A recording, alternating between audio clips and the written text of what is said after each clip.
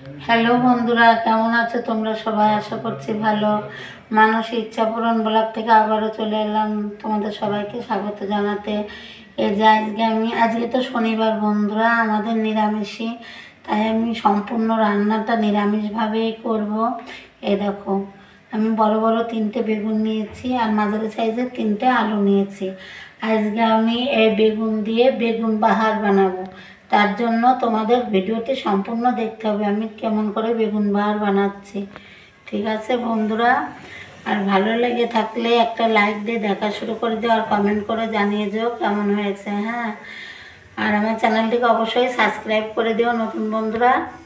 ঠিক আছে, তাহলে দেখতে থাকো আমি কেমন করে বেগুন বাহার বানাচ্ছি। আমি বেগুনটা প্রথমে কেটে নেব। এই যে এরকম করে, এই যে গোটাটা কেটে ফেলে দিলাম।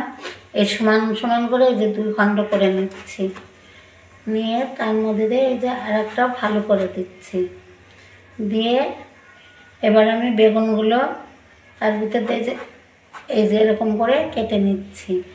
বেগুন বাহার বানানোর জন্য এই সাইজের বেগুন করে কেটে নিতে হবে।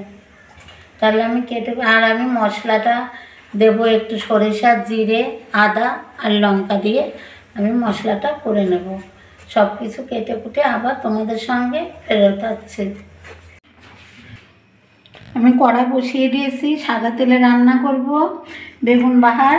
এ দেখো বন্ধুরা, বেগুনে আমি লবণ আর হলুদ মেখে রেখেছিলাম, তেল দিয়েছি। এখন আমি বেগুনগুলো তেলের ভিতর দিয়ে দিচ্ছি, ভালো করে ভেজে আমি তুলে নেব।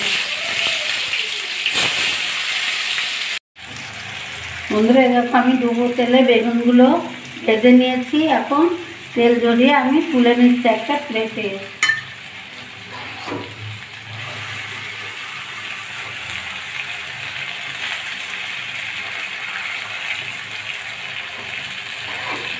আমি এখন আলু বেগুনটা ভেজে তুলে নিয়েছি বন্ধুরা। এই দেখো, গোটা গোটা সুন্দর করে তুলে নিয়েছি। এখন আমি আলুটা ভেজে নেবো, তার জন্য তেজপাতা ফোড়ন দিচ্ছি তেলের ভিতরে, দিয়ে আলুগুলো ছেড়ে দিচ্ছি।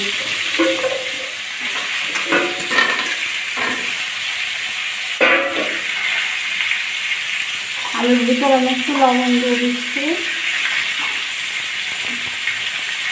আর দিচ্ছি একটু হলুদ। আলুগুলো আমি ভালো করে ভেজে নেব।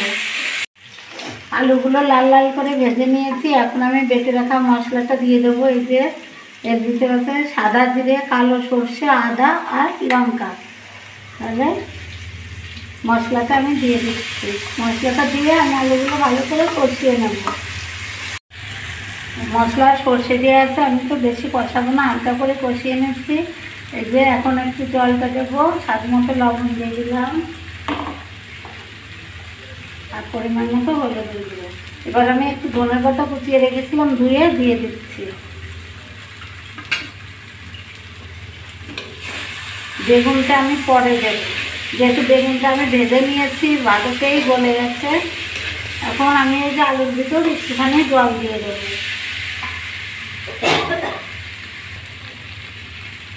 আলুর ভিতর একটু জল দিয়ে দিচ্ছি।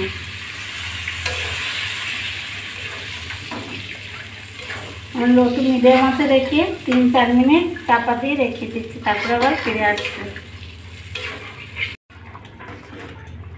ঝোলটা টক টক করে ফুটে গেছে। আমি এখন এই যে ভেজে রাখা বেগুনগুলো দিয়ে দিচ্ছি।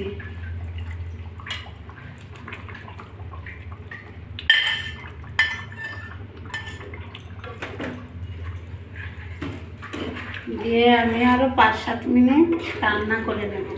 আমি একটু চিনি দিয়ে দিচ্ছি বন্ধুরা। আমি যেহেতু নিরামিষ বানাচ্ছি, নুন জলটা ব্যালেন্স করার জন্য একটু চিনি দিলাম, আর স্বাদটাও ভালো হবে খেতে।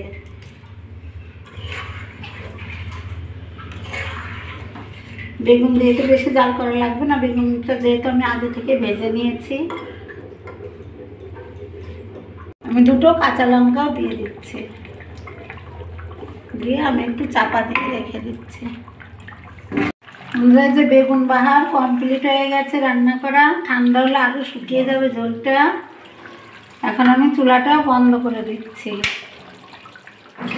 আমি একটা প্লেটে তুলে নিচ্ছি।